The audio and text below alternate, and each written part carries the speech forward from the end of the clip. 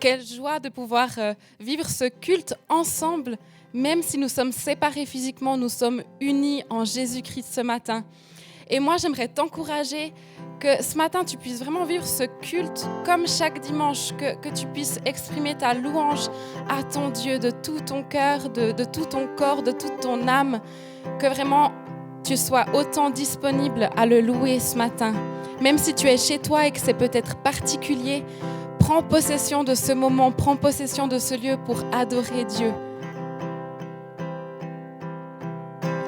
Nous sommes là rassemblés, même séparés, unis en lui, enfants de toute nation, toute génération, du règne qui vient. Que ton cœur ne soit pas troublé. Relève la tête et ne crains aucun mal. Fixe tes yeux sur sa grâce. Dieu est fou amoureux de toi. Prends courage, tiens bon, sois fort. Souviens-toi d'où vient ton secours. Oh.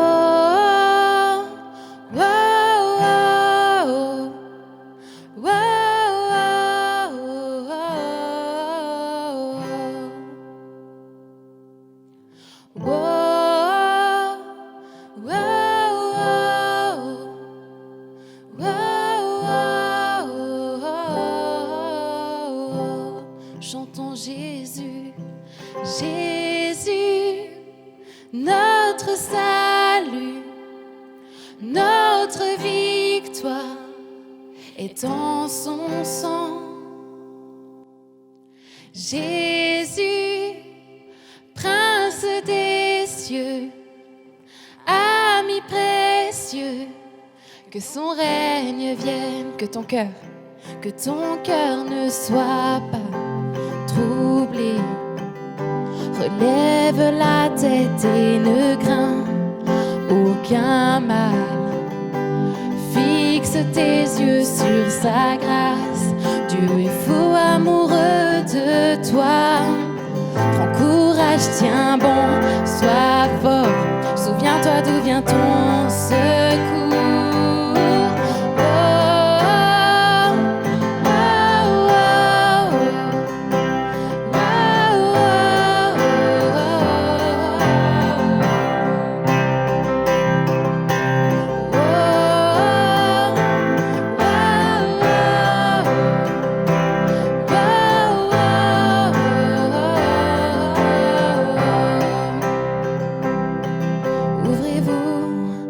Éternel, que la louange s'élève et les murs s'effondrent.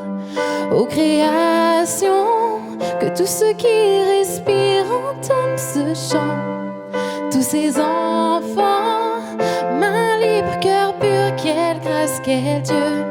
Son nom est Jésus. Ouvrez-vous, porte éternelle, que la louange s'élève et les murs s'effondrent. Ô création, que tous ceux qui respirent entendent ce chant.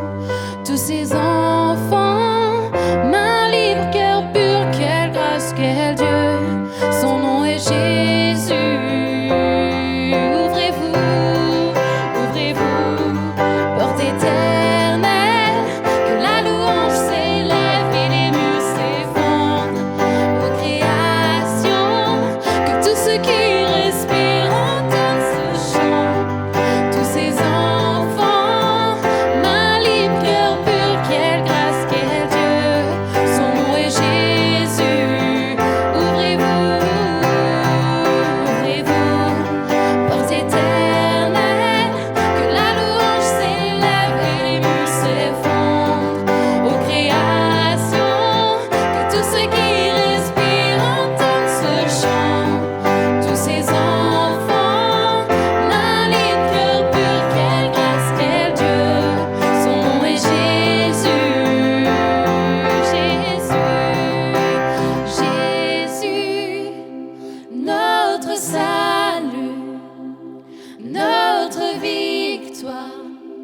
et dans son sang. Jésus, Prince des cieux, ami précieux, que son règne vienne. Oui, Jésus, sois le centre de ce temps.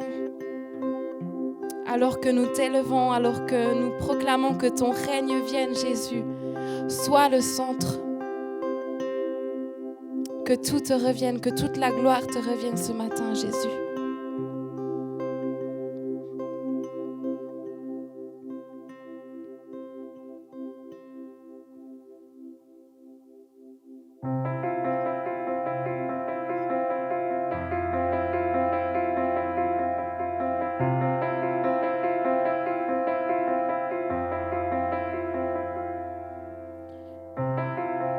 Digne de tous les chants que je chanterai,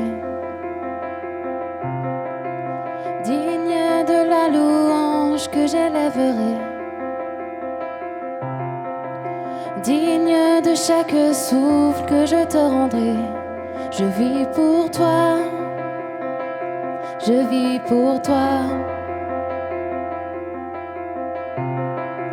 Jésus, le nom au-dessus de tous les noms.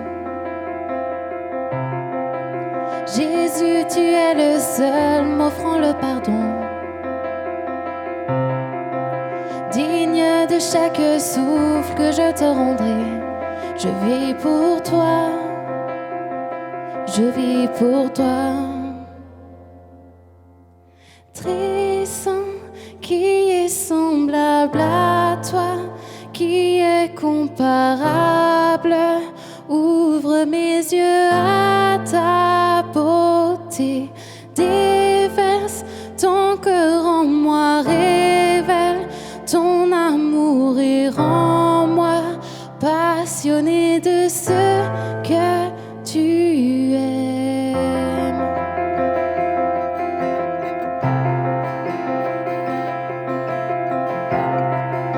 Digne de tous les chants que je chanterai,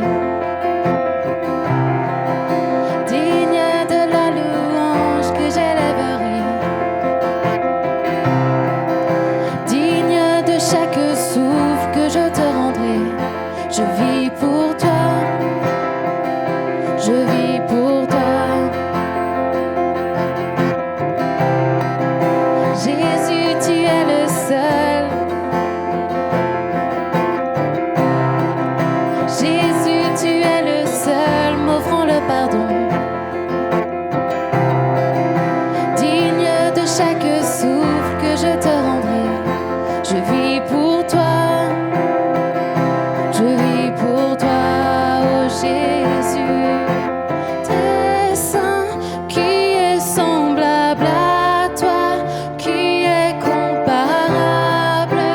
Ouvre mes yeux à ta beauté, déverse ton cœur en moi, révèle ton amour et rends-moi passionné de ce que tu aimes. Très simple, qui est semblable à toi, qui est comparable. Ouvre mes yeux à ta beauté, déverse ton cœur en moi, révèle ton amour et rends-moi passionné de ce que tu aimes. Jésus,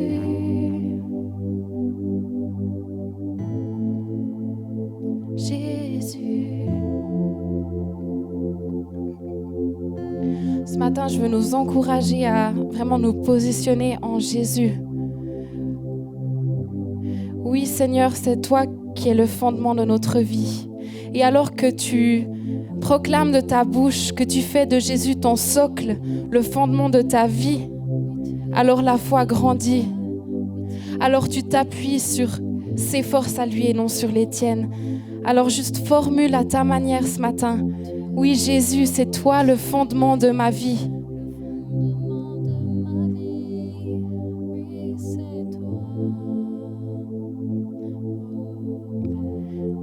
Jésus, tu es le fondement de ma vie. Jésus, tu es le fondement de ma vie. Jésus, tu es le fondement de ma vie. Jésus, tu es le fondement de ma vie. Jésus, tu es le fondement de ma vie. Jésus, tu es le fondement de ma vie. Je bâtirai ma vie sur toi. Je fonderai ma vie sur toi. Je bâtirai ma vie sur ton amour, fondement inébranlable, et j'ancrerai ma foi en ton nom seul. Non, je ne tremblerai pas, je bâtirai ma vie sur ton amour, fondement inébranlable, et j'ancrerai ma foi sur ton nom seul. Non, je ne tremblerai pas, je bâtirai ma vie sur ton amour, fondement inébranlable, et j'ancrerai ma foi en ton nom seul. Non, je ne tremblerai pas, je bâtirai ma vie sur ton amour, fondement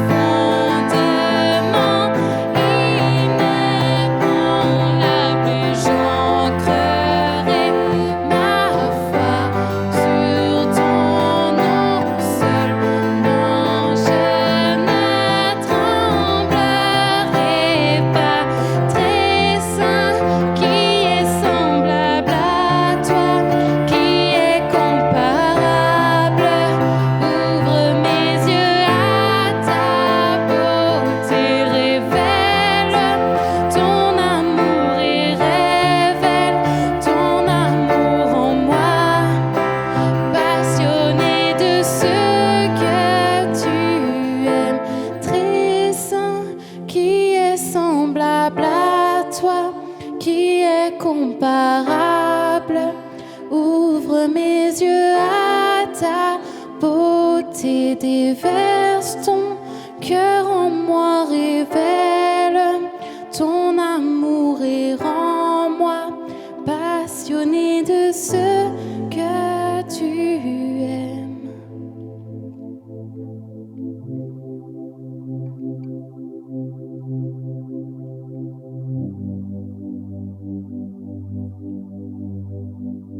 Les étoiles ont pleuré, le soleil s'est voilé, car le sauveur du monde était tombé. Son corps sur une croix, son sang versé pour moi, sur ses épaules le poids de nos péchés. Oh, Jésus, nous regardons à toi, à ce que tu as fait. À son tout dernier souffle, le ciel s'est détourné. Le Fils de Dieu gisait dans les ténèbres. Une guerre dans le tombeau, livrée contre la mort, pour terrasser l'enfer à jamais. Alors la terre trembla, la pierre fut roulée. L'amour parfait n'a pu être vaincu. est ton pouvoir? Le roi ressuscité a remporté la victoire. À jamais, il est ressuscité. À jamais, il est glorifié. À jamais, il est élevé. Il est vivant. Il est vivant. À jamais, il est ressuscité. À jamais, il est glorifié. À jamais, il est élevé. Il est vivant. Il est vivant. Alors la terre trembla, la pierre fut roulée. L'amour parfait n'a pu être vaincu. Mort, où est ton pouvoir? Le roi ressuscité a remporté la victoire. Alors la terre trembla, la pierre fut roulée. L'amour parfait n'a pu être vaincu. Mort, où est ton pouvoir? Le roi ressuscité a remporté la victoire. Oh oui, tu as remporté la victoire. Tu as remporté la victoire. Tu as remporté la victoire.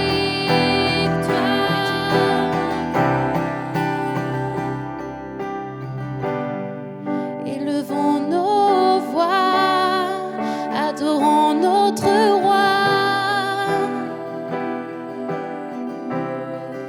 D'une nouvelle manière, élevons nos voix, adorons le roi.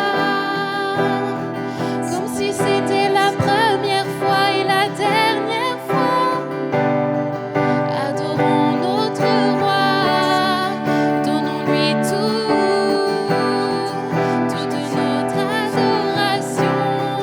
Il en est dit, il en est dit.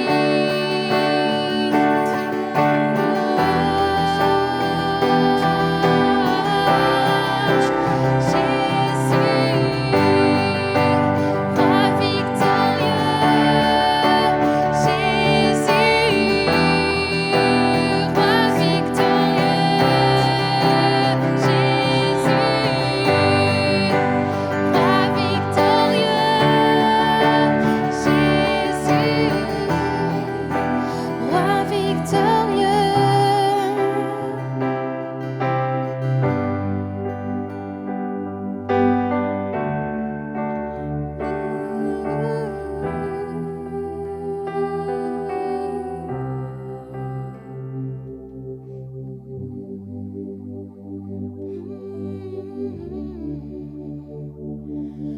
Que nous puissions faire monter un chant d'adoration à notre roi.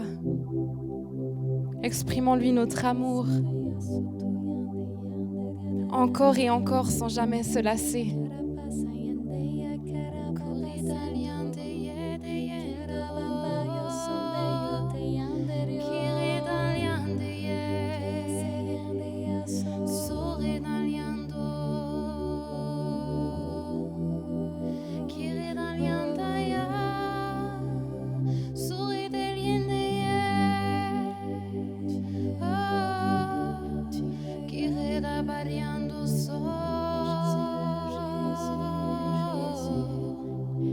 Qui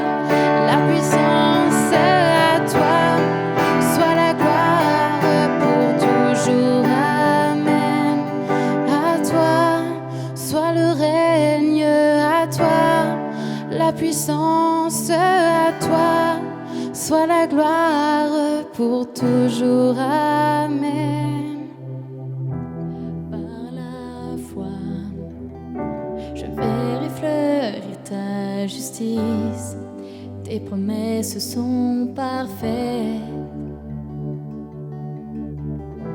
Ta parole abondant mon cœur, le remplissant d'une joie profonde.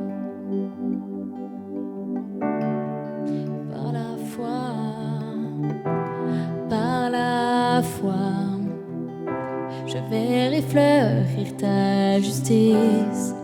Tes promesses sont parfaites. Ta parole abondant mon cœur, le remplissant d'une joie profonde.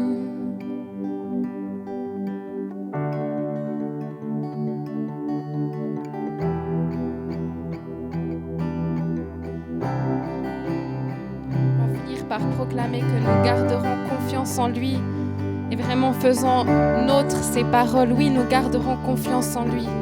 Dans les tempêtes de notre vie, nous garderons confiance en lui car il est fidèle et nous verrons fleurir sa justice et ses promesses sont parfaites.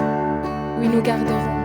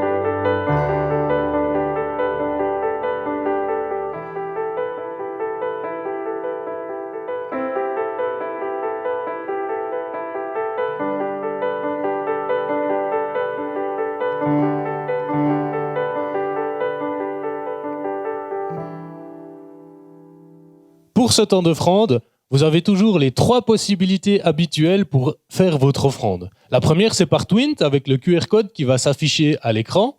La deuxième, par versement bancaire, en allant sur le site internet de l'église, églisemouvement.ch, vous trouverez tous les renseignements nécessaires sur l'onglet Donner. La troisième possibilité, c'est de mettre votre offrande dans une enveloppe, de la garder précieusement, bien au chaud chez vous à la maison, et lorsqu'on se réunira tous ensemble, on pourra la porter. Pour ce temps d'offrande, ce matin, j'avais à cœur Malachie au chapitre 3, verset 10. « Apportez toutes les dîmes à la maison du trésor, afin qu'il y ait de la nourriture dans ma maison.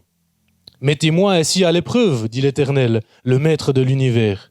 Et vous verrez si je n'ouvre pas pour vous les fenêtres du ciel, si je ne déverse pas sur vous la bénédiction en abondance. » Je suis toujours impressionné quand je vois les enfants qui donnent quelque chose qui leur appartient. C'est spontané, c'est généreux, ça jaillit d'eux, sans aucune peur, sans aucun calcul de manquer de quoi que ce soit. Et pourtant, ce qui leur appartient, ils ne l'ont pas gagné. Ils ne peuvent pas le gagner. Mais il n'y a aucune peur parce qu'ils savent qu'ils ne manquent de rien, parce qu'ils reçoivent tout ce qu'ils ont besoin de la part de leurs parents. Et parfois, on oublie des fois que nous, notre Dieu, c'est le maître de l'univers. Qu'avons-nous qui ne vient pas de lui? Et ce matin, on peut donner notre offrande dans la paix, avec la joie, sans aucune peur, sans aucune crainte, mais avec la foi que le Maître de l'univers veille sur nous et nous donne tout ce que nous avons besoin.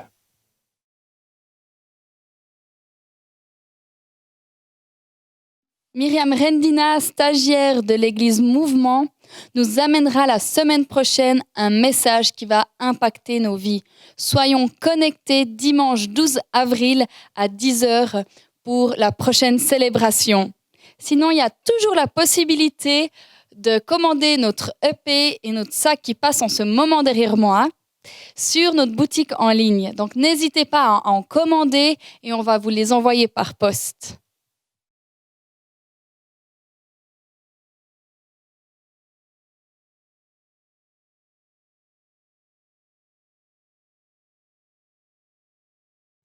Si l'Éternel ne bâtit la maison, ceux qui la bâtissent y travaillent en vain. Cette partie de verset est tirée du psaume 127, qui a été écrit par un sage. Et je suis sûre que vous êtes d'accord avec moi de penser que nous devrions considérer et prendre en compte les instructions laissées par les sages afin que nous ne perdions pas notre temps dans les choses vaines de la vie et que nous allions à l'essentiel. Et donc, si l'Éternel ne bâtit la maison, ceux qui la bâtissent y travaillent en vain, nous comprenons bien la pensée du sage, qui est, s'il n'y a pas Dieu dans ce que nous sommes en train d'entreprendre, alors nous risquons de travailler en vain. Si Jésus n'est pas la fondation de la maison physique et matérielle que je suis en train de bâtir, alors je travaille en vain. Si Jésus ne bâtit pas la maison relationnelle et familiale que je suis en train de bâtir, alors je risque aussi de travailler en vain. Et si Jésus n'a rien à voir avec ce que je suis en train de faire dans l'église, alors je travaille aussi en vain. Finalement, tout est en lien avec Jésus. Si Jésus ne bâtit la maison, ceux qui la bâtissent y travaillent en vain.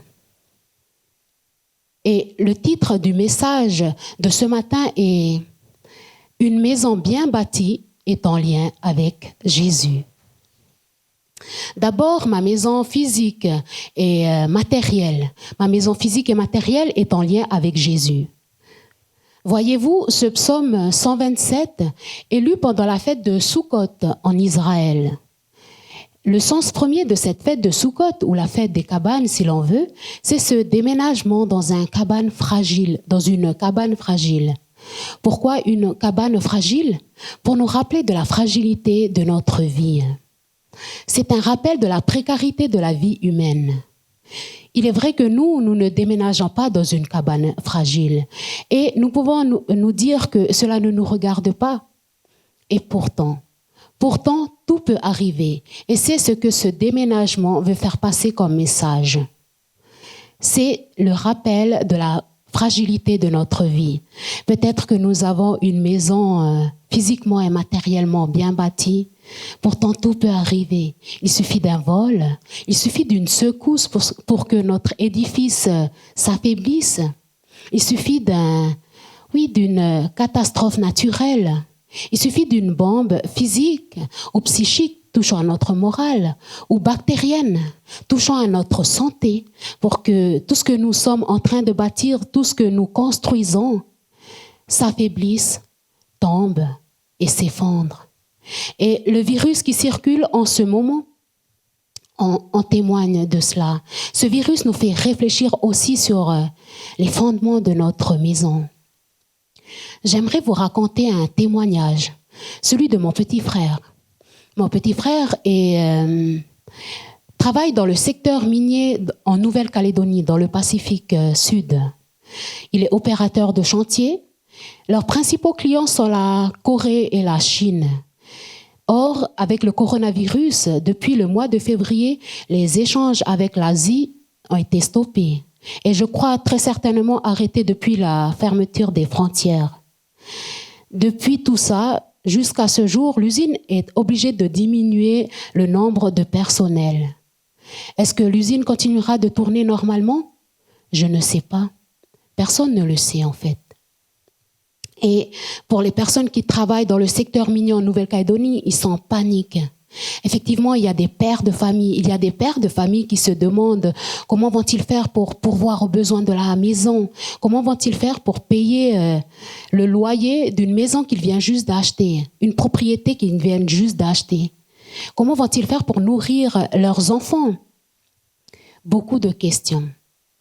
La plupart des collègues de mon petit frère sont en panique, mais lui, il ne l'est pas. Il n'est pas troublé. Il n'est pas troublé car pour lui, sa sécurité n'est pas dans le travail, sa sécurité n'est pas dans l'argent. Sa sécurité est premièrement en Dieu. Dieu est la source de toutes ses richesses. Il compte sur Dieu. Bien que le monde nous offre beaucoup de sécurité, le système de ce monde reste fragile. La maison de ce monde est fragile, comme en témoigne l'apparition de ce Covid-19. Qui aurait pensé que le monde s'arrêterait de tourner un jour? Le monde nous amène vers des sécurités humaines, mais Dieu est notre sécurité. Il doit l'être en tout cas. Notre sécurité n'est pas dans l'argent, dans le travail. Tout cela, c'est bien. Les biens matériels sont bien. Ils sont nécessaires, bien entendu. Mais celui qui siège au-dessus de tous ces biens matériels, c'est celui qui est au-dessus de tout ce système de sécurité, au-dessus de l'homme, et qui est au contrôle du cosmos. Celui qui siège dans les lieux élevés, qui doit être notre sécurité. Et la Bible nous a révélé le nom de celui qui siège dans les lieux élevés. Son nom est Jésus. Si ce que nous sommes en train de bâtir est en lien avec Jésus, alors en toute situation, nous ne serons point confus, comme l'est mon petit frère. Effectivement, il y a un Père dans les cieux qui sait prendre soin de ses enfants. Et ceux qui s'appuient sur l'Éternel ne chancellent point. Leurs pas sont assurés. Leurs projets, leurs lendemains sont assurés d'une manière ou d'une autre, car l'Éternel est avec eux. Mais si l'Éternel n'est pas présent dans ce que nous entreprenons, tôt ou tard, nous réaliserons la fragilité de notre existence et de notre maison matérielle que nous avons construite. Nous aurons travaillé en vain en fin de compte. Si Jésus ne bâtit la maison physique et matérielle que je suis en train de bâtir, alors je travaille en vain. Comprenons que tout est en lien avec Jésus. N'a-t-il pas lui aussi quitté sa maison céleste, tout ce confort, tout son confort, la maison la plus sûre qui puisse exister pour venir habiter dans cette cabane fragile qu'est le monde? Il est venu pour nous rappeler l'essentiel, pour nous témoigner l'essentiel. Il est venu pour nous révéler le Père. Jésus lui-même a montré l'exemple afin de nous enseigner que notre sécurité ne peut être qu'en Dieu. C'est intéressant de noter que le mot vanité vient, vain, travailler en vain, se dit pareillement que le mot idole dans le langage biblique. Ével. Tout ce qui peut être idole, le travail, mais aussi la paresse, n'est-ce pas? Le bonheur, la réussite, le succès, l'argent, etc., dans lequel nous pouvons placer notre confiance, n'est que vanité. Tout ce qui peut être idole est vanité. Bien entendu, je ne dis pas qu'il faut être malheureux pour être un bon chrétien. Ce sont des bonnes choses, mais cela ne doit pas être notre sécurité. Je parle du travail, de l'argent, de tout ça, mais ça peut être aussi un état d'âme. C'est-à-dire une réalité que nous vivons comme un moment d'échappatoire auquel j'éprouve de la joie, auquel j'éprouve un divertissement personnel. Je m'explique. Avant que je décide de vivre une vie qui plaise à Dieu, je fumais du cannabis. Pourquoi? Parce que j'éprouvais de la joie quand je fumais. Quand je fumais, je n'étais plus une élève qui devait faire ses devoirs. Je n'étais plus celle qui devait faire en sorte de plaire à toute la famille, être un exemple, je veux dire. Or, quand je revenais à moi-même, je réalisais que les devoirs étaient encore là et qu'il fallait les faire déjà. Et je réalisais aussi que j'étais la même personne et ma position n'avait pas changé vis-à-vis de ma famille. La vie n'avait pas changé pour moi. Tout était faux. Et la joie que j'éprouvais était une fausse joie. C'était un mensonge de l'ennemi. Le rôle de l'ennemi, c'est de nous mentir. Il faut détruire les fausses joies. Autrement, nous construisons une cabane de rêvasserie. Il faut que nos fausses joies soient démolies dans nos vies, dans notre quotidien, pour qu'ensuite on puisse construire avec Dieu.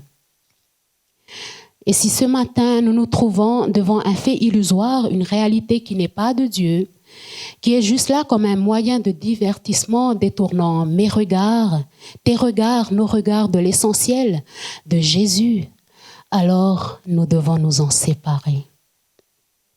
Toutes ces fausses réalités, tous ces idoles ne sont que vanité. Tout ce qui n'est pas en lien avec Jésus est mensonge de l'ennemi. La vérité, c'est Jésus. Hormis Jésus, le reste n'est que fragilité et poursuite de vent. Mais si Christ est notre tout, s'il est notre essentiel, c'est-à-dire je m'en remets à Dieu, tu t'en remets à Dieu, on s'en remet à Dieu pour qu'il, avant de prendre toute décision, en lui remettant nos projets, tes projets, s'il est le fondement sur lequel nous bâtissons notre maison matérielle, notre vie, alors nos actes auront de la valeur. Oui, nos actes auront du poids, non seulement dans ce monde-ci, mais encore dans l'au-delà. Mais pour cela, et cela veut dire s'en remettre complètement à Dieu, s'en remettre complètement à Jésus.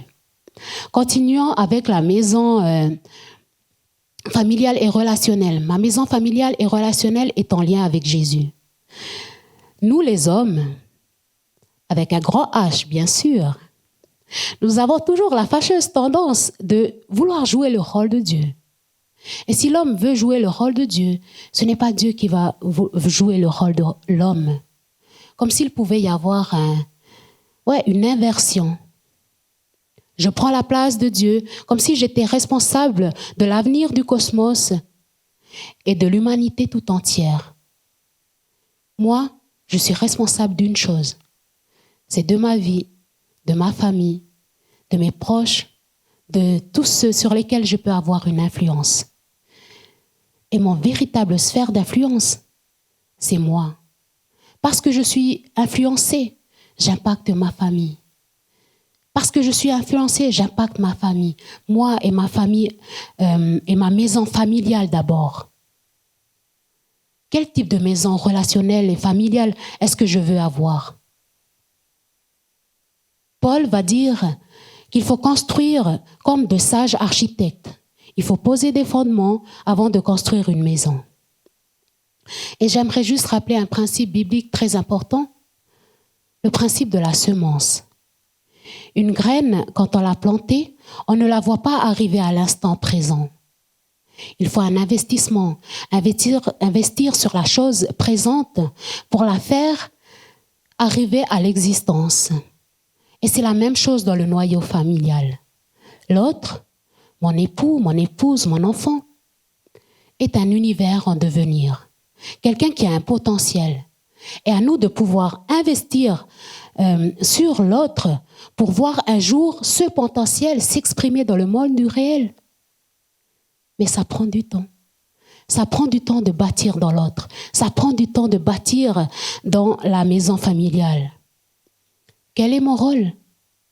C'est celui de voir en l'autre un monde des possibles. Ça, c'est mon rôle. Mais c'est aussi et surtout de se rappeler que si l'Éternel ne bâtit la maison, alors ceux qui la bâtissent travaillent en vain. Nous devons prendre en compte cela. C'est très important.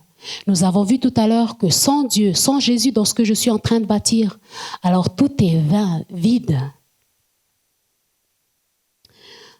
Peut-être on aurait beau parler, ça va résonner. Tout ce qu'on aurait dit, ça va résonner peut-être pendant un bon moment dans la vie de l'autre, peut-être de mon voisin, mais il n'y aura pas de profondeur.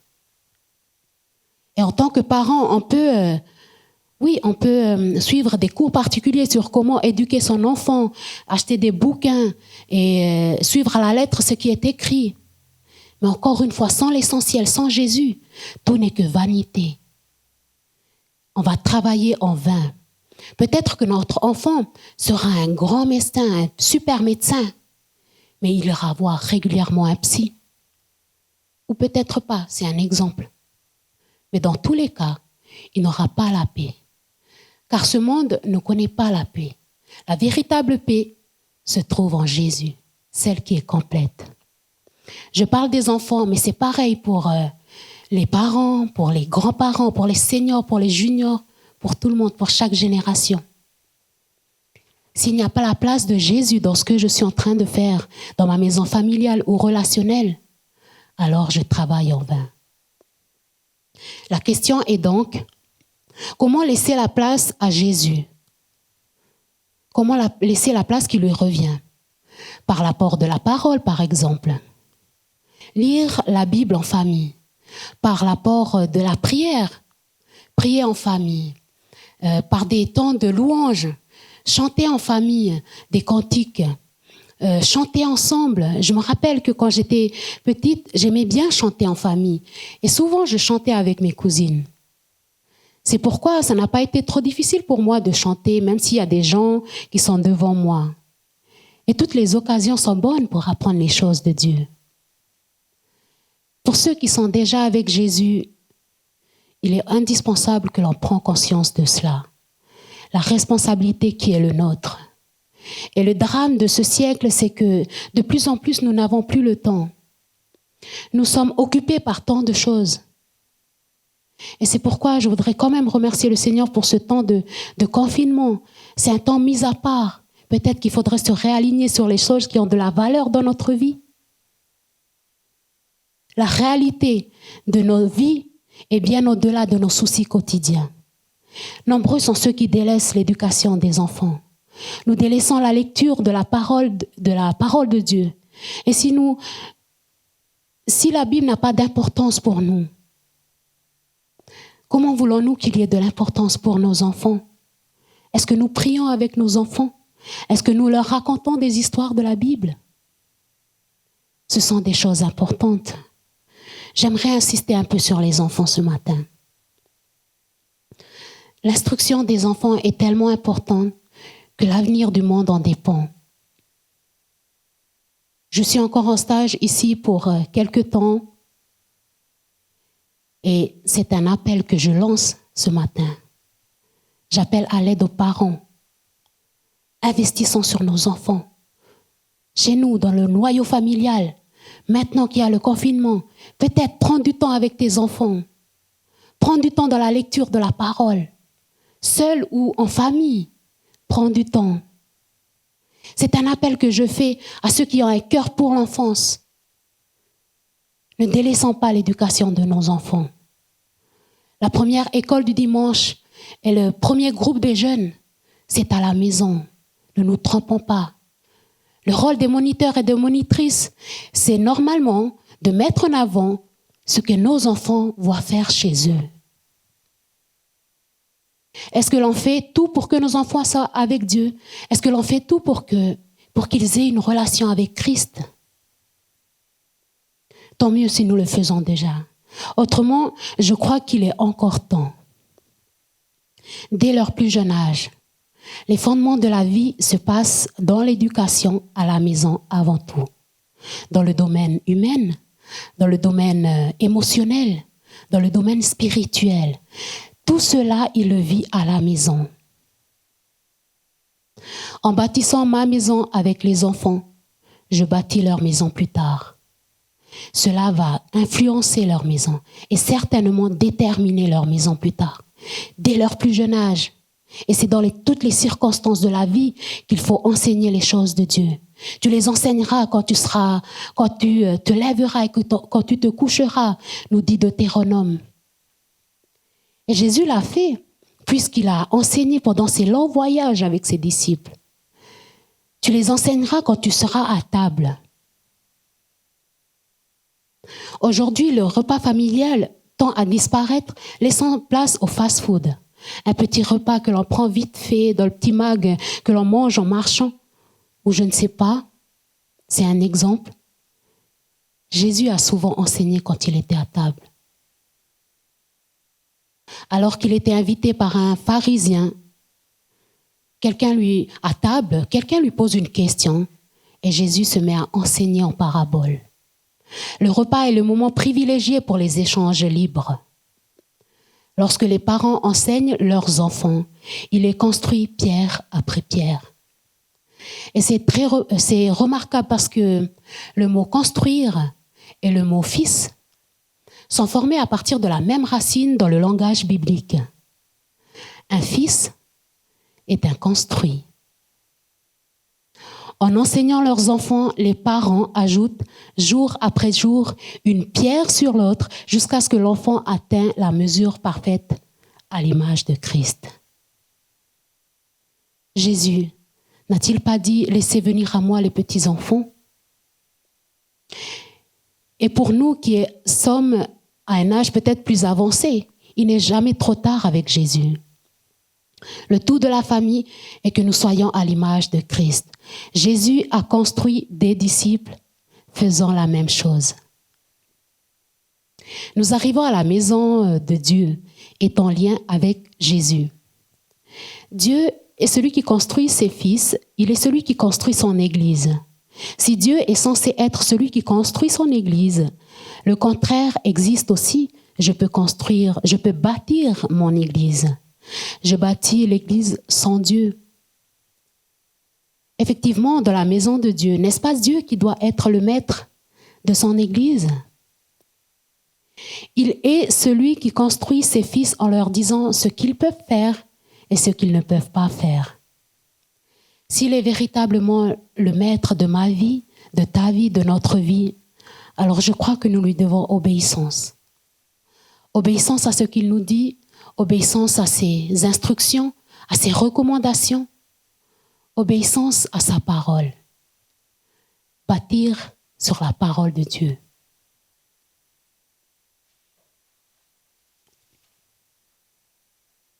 Quand nous bâtissons sur la Bible, sur la parole de Dieu, c'est seulement ainsi que nous collaborons avec lui. Ce n'est pas travailler pour Dieu, mais avec Dieu. Attention, ce n'est pas pareil parce que travailler pour Dieu sous-entend que nous sommes les maîtres de la situation. Je suis le maître de la maison que je suis en train de bâtir. Être collaborateur avec Dieu veut dire être à son service. Le travail avec Dieu, il encourage, il fortifie, il enrichit, il console, il supporte, etc. Nous bâtissons sur la parole avec la prière dans le cadre dans lequel je me trouve, dans le temps actuel, dans les réalités actuelles, dans la conduite de l'esprit. Nous devons faire attention de ne pas aussi tomber dans l'excès. Il faut éviter l'excès de la direction spirituelle. Cette prétendue conduite de Dieu peut devenir paralysant. Comme dans tout, l'excès est dangereux. Il faut toujours un équilibre. Par exemple, je sens que je suis appelée dans le service de l'accueil, mais je crois que je dois attendre encore une confirmation. C'est comme une surconfirmation en quelque sorte. Pour l'instant, comme je n'ai pas ça, je fais rien. Attention, on peut attendre des années comme ça. J'ai déjà fait cette erreur-là. J'ai appris de ça, l'excès de la direction spirituelle. Avant de venir en Suisse, jamais j'aurais pensé servir un jour au milieu des enfants. Jamais. Pourtant, je suis arrivée ici et je savais que Dieu m'appelait à servir chez les enfants. Vous imaginez un peu s'il fallait que j'attende une parole de Dieu, s'il fallait attendre une confirmation à 101%. Alors je peux vous garantir qu'on aurait attendu des années. On n'a pas cette impression quand on voit les vidéos de l'église pour les enfants le dimanche. Et pourtant j'ai souvent pensé, gloire à Dieu, je ne travaille pas parmi les enfants, Seigneur, je te glorifie. Tu connais mon cœur. Mais parce que j'ai obéi, j'ai fait le pas. Je suis devenue ce miracle de Dieu. Il a changé mon cœur pour les enfants. Pour moi maintenant, c'est un honneur de servir parmi les enfants. Je suis honorée de servir les enfants. Merci Seigneur. Parfois, les projets de Dieu pour nous sont à notre portée, mais nous nous minimisons nous-mêmes. C'est nous réduire à notre intelligence l'œuvre constructrice que Dieu est en train d'édifier. Dieu nous connaît. Il ne permettra pas que nous soyons tentés au-delà de nos forces. Les projets de Dieu ne sont-ils pas des projets de paix, de bonheur et non de malheur? Jésus aussi, lorsqu'il était venu sur terre, c'était premièrement par obéissance à son Père. Il s'est donné à la croix par amour pour Dieu et puis par amour pour son prochain, même s'il pouvait être son ennemi. L'obéissance à Dieu, Jésus l'a respectée jusqu'au bout, jusqu'à la mort. Il a respecté son engagement. Et l'engagement est le témoignage de notre amour pour Dieu et pour notre prochain.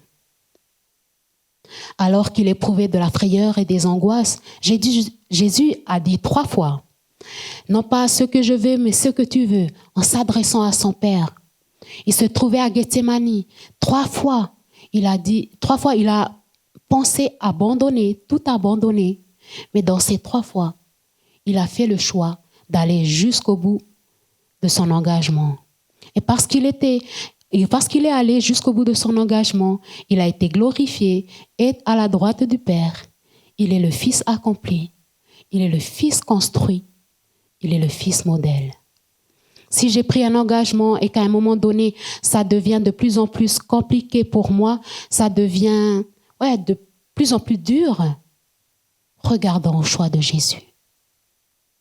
Regardons au positionnement du Fils construit, du Fils modèle et allant jusqu'au bout de la course. Dieu ne permettra jamais que nous soyons tentés au-delà de nos forces. Comme Jésus l'a été, Dieu veut nous construire. Il nous construit jusqu'à ce que nous arrivions à l'état d'homme fait, à la mesure de la stature parfaite qu'est Jésus, le Fils par excellence, le Fils accompli. Tout est en lien avec Jésus. Jésus est le but de la maison de Dieu. Finalement, Jésus est le tout de la maison de Dieu. J'aimerais conclure ce matin. Quand un homme disparaît, que reste-t-il de lui? Une histoire. Et cette histoire est recueillie en Dieu. Dieu récapitule tout. C'est tout ce qui est en lien avec Jésus que Dieu prend en compte et la rend belle pour toujours et pour l'éternité. Si nos activités ne sont pas ordonnées et dirigées par Jésus, elles se réduisent à une perte de temps et d'énergie. Nous pouvons échafauder des projets, nous pouvons fonder une belle maison de famille, nous pouvons construire une vie avec tout un système de sécurité. Mais si nos projets n'ont rien à voir avec Jésus, ils ne sont que néant, ils sont en vain. Le monde, on ne sait pas où il va. La maison de ce monde est fragile. Et toute cette situation avec le Covid-19 nous rappelle que nos vies sont fragiles. C'est un appel à bâtir avec Dieu. Dieu parle aux nations. Dieu te parle à toi et à moi aussi ce matin. Toi et moi, en tant qu'individu, ma maison, ta maison, tu peux décider de la bâtir avec Dieu. Ma vie, ta vie est fragile, celle de tes enfants, celle de nos proches. Mais si ce matin, tu peux décider de bâtir avec Dieu. Moi d'abord, et parce que je suis influencée, je peux influencer. Parce que comment demander à nos enfants de marcher avec Dieu si nous, on ne marche pas avec lui? Et bâtir avec Dieu, c'est bâtir dans l'amour.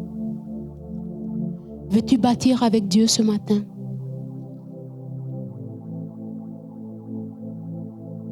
Je m'adresse à toi qui visionne cette vidéo. Tu es là, tu es dans ta maison, tu es confiné, en famille ou seul.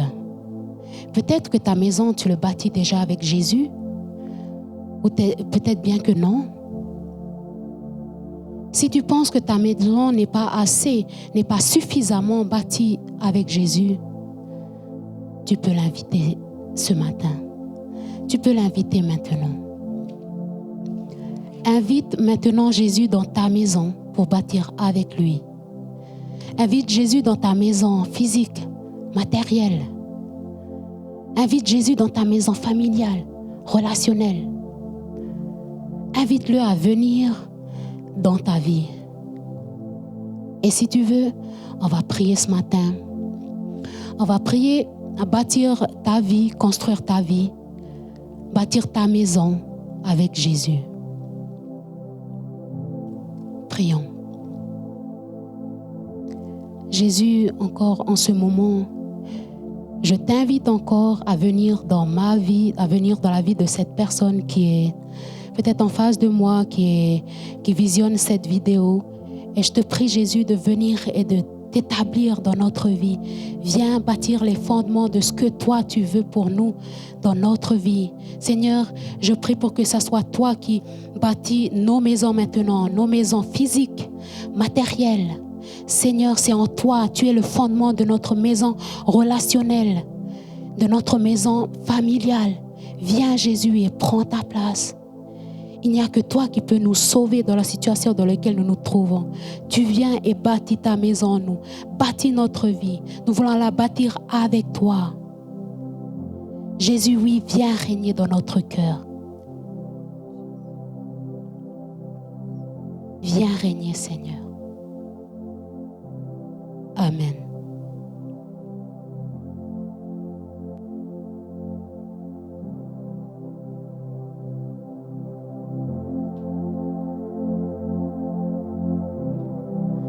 Digne de tous les chants que je chanterai, digne de la louange que j'élèverai, digne de chaque souffle que je te rendrai. Je vis pour toi, je vis pour toi. Jésus, le nom au-dessus de tous les noms.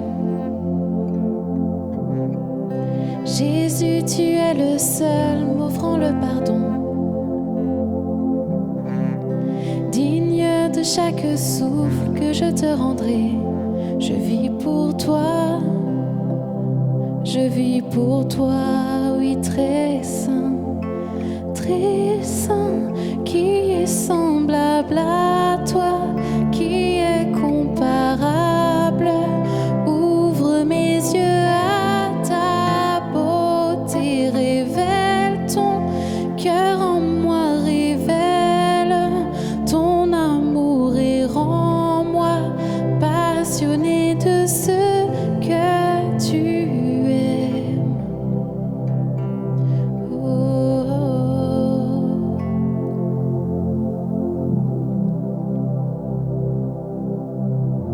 Chantons digne de tous les chants que je chanterai, digne de la louange que j'élèverai, digne de chaque souffle que je te rendrai. Je vis pour toi, je vis pour toi, oh Jésus. Jésus, le nom au-dessus de tous les noms. Jésus, tu es le seul m'offrant le pardon. Digne de chaque souffle que je te rendrai. Je vis pour toi, je vis pour toi. Très saint, qui est semblable à toi, qui est comparable. Ouvre mes yeux à ta beauté, déverse ton cœur en moi, révèle ton amour et rends-moi passionné de ce que tu aimes. Oui, très saint, qui est semblable à toi.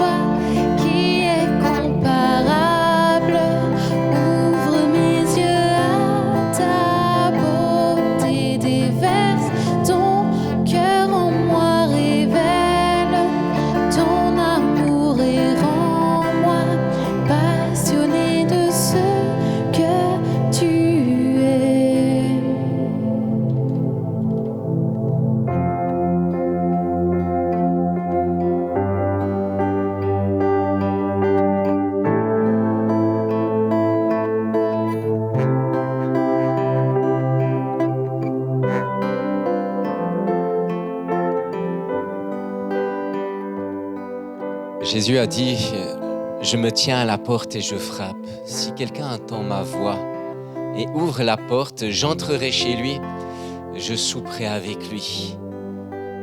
Ce matin, Jésus s'invite dans ta maison. Il s'invite dans ta maison, dans la maison de ta vie. Il s'invite parce qu'il veut bâtir avec toi. Il veut bâtir avec toi. Il veut venir et souper, dîner, manger avec toi. La maison de ta vie, il veut la bâtir. La maison de ta famille, tes enfants, il veut bâtir avec toi pour eux. Il y a un appel pour plusieurs ce matin. Il y a un appel pour plusieurs avec vos enfants. Une invitation de la part de l'Esprit de Dieu. Un encouragement, une exhortation même à ce que tu prennes du temps dans cette période particulière avec eux dans la parole. Bâtis la maison de leur vie. Bâtis bien sûr avec le scolaire, mais bâtis avec la parole. Seigneur, s'invite dans ta maison, ouvre grand la porte. Il est là, il est présent. Et c'est lui qui place les fondements de ta vie. Et quand il place les fondements de ta vie, ta maison est solide. Ce Dieu de grâce, ce Dieu de vie est là.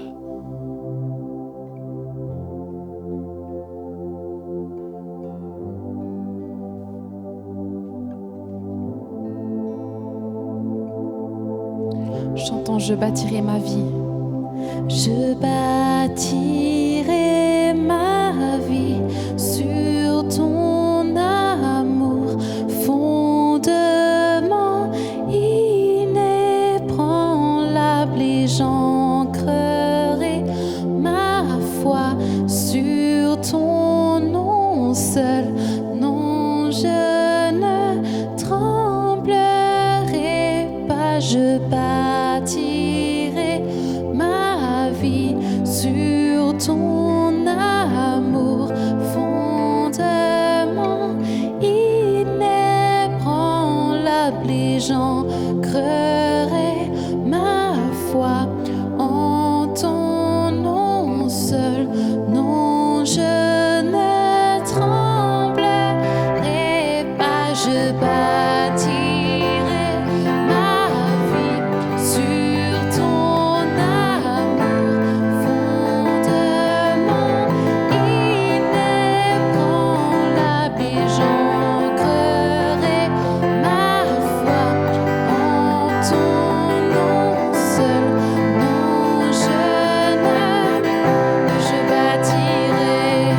je bâtirai ma vie sur ton amour, fondement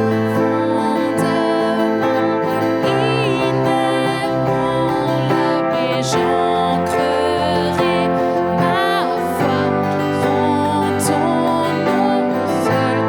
Non, je ne tremblerai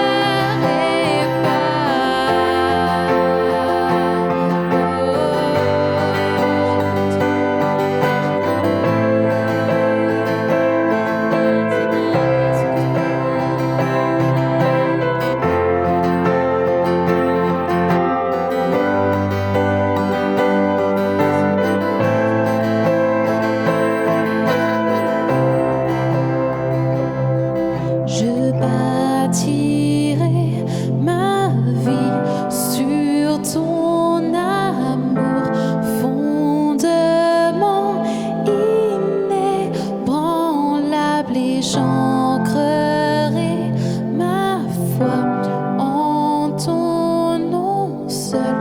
Non, je ne tremblerai pas.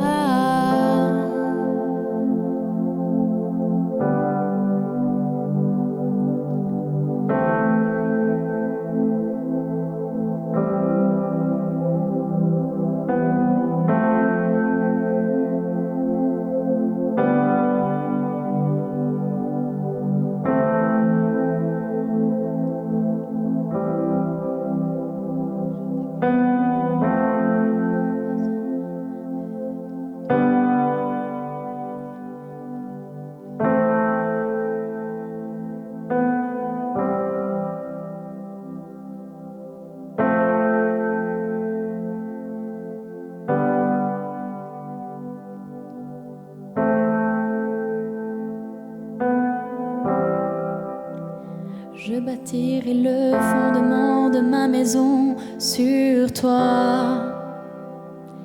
Rien ne peut prendre ta place, rien Jésus. Je bâtirai le fondement de ma maison sur toi. Rien ne peut prendre ta place, rien ne peut prendre ta place.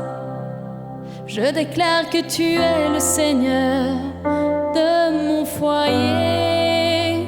Je déclare que tu es le Seigneur de ma famille. Mon fondement est sur toi. Tout est sur toi, tu es le centre. Tout est sur toi, tu es le centre.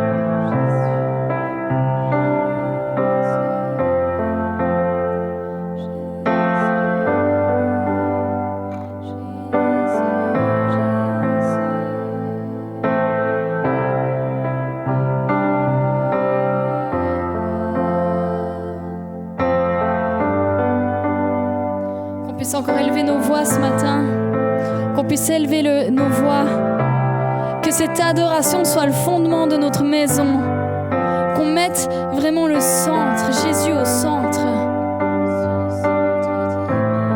et vraiment que dans cette adoration, ce soit le cri de nos cœurs ce matin. Oh Jésus, sois au centre. Seigneur, tu es le fondement. Jésus, tu es le fondement.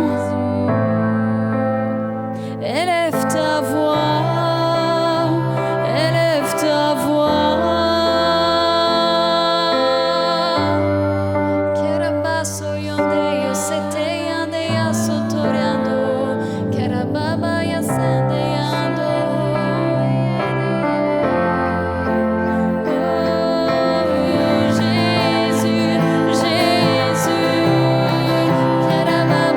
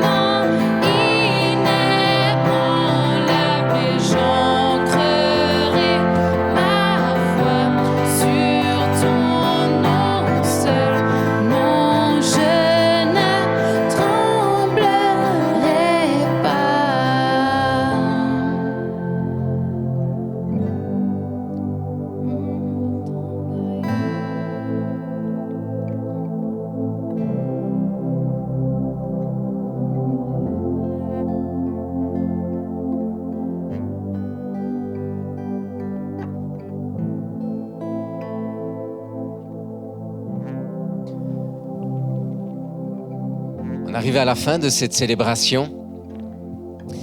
Mais durant cette semaine, avec le privilège qu'on a d'avoir Jésus dans nos vies, Jésus dans nos foyers, Jésus dans nos maisons, durant cette semaine, tu vas élever un autel pour glorifier son nom. Durant cette semaine, tu vas élever un autel de prière. Tu as le temps pour ça. Tu vas élever un autel de louange, d'adoration. Avec le fondement de la parole. En lisant la parole, l'imprégnant dans ton cœur, dans le cœur de ta maison. Vraiment, cette semaine, élève un autel avec ce privilège. Jésus est là avec toi. Jésus est là avec toi. Quand tu dors, quand tu te lèves, quel privilège, c'est extraordinaire. Alors on veut te souhaiter une excellente semaine. Sois vraiment béni. Dieu t'aime et on t'aime. À très bientôt.